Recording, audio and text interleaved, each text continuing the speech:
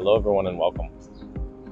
Today, I wanted to give you some things you can do before the end of 2024 to improve your English.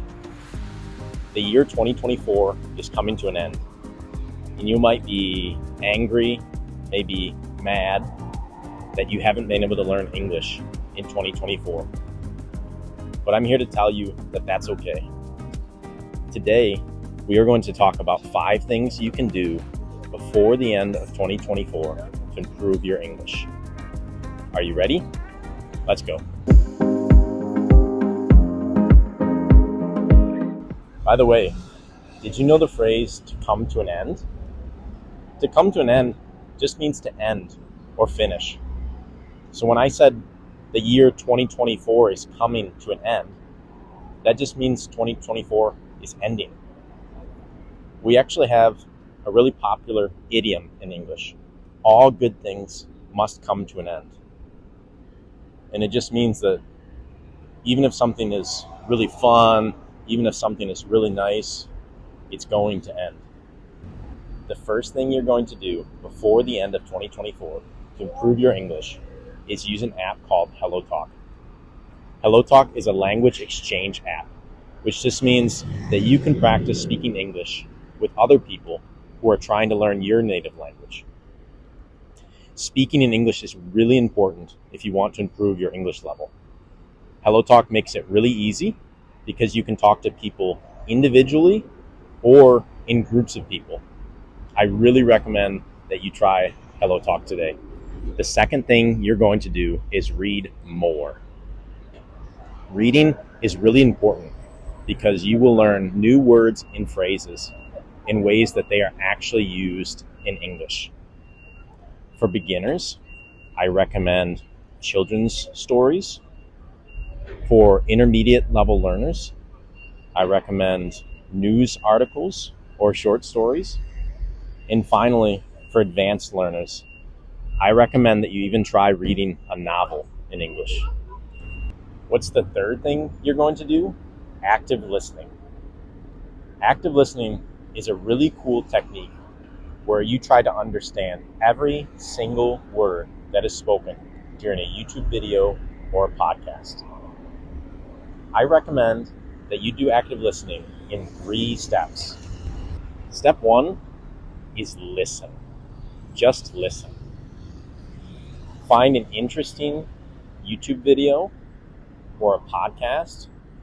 Maybe even close your eyes and just listen. Step 2 is listen again, but this time I want you to try to write a summary or an explanation of what you heard after the video or podcast is done. The third step is the most difficult, but the most important. Now, you are going to try to write down every single word that you hear during the podcast or the video. Even if you hear a word that you don't think you know or you don't quite understand, I would encourage you to look that word up in the dictionary and make sure to memorize it with a few examples so that you can use that word in the future. The fourth thing you're going to do is study phrasal verbs. There are thousands of phrasal verbs in English, and we use them a lot. A phrasal verb is basically just a verb with an extra word after it. And the reason they can be so difficult is that the verb and the phrasal verb often have a different meaning. For example, to work and to work on something have different meanings. I do a lot of shorts on my channel about phrasal verbs, so I will put a link here, and you can check that out after this video. In fact, phrasal verbs are really fun to use.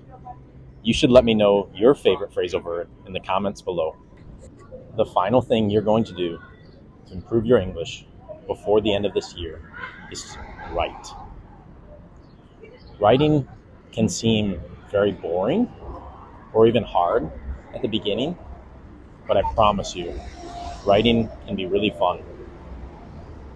A really simple exercise you should do every day is to write 3 things you did yesterday, 3 things you did earlier today and 3 things you're going to do tomorrow.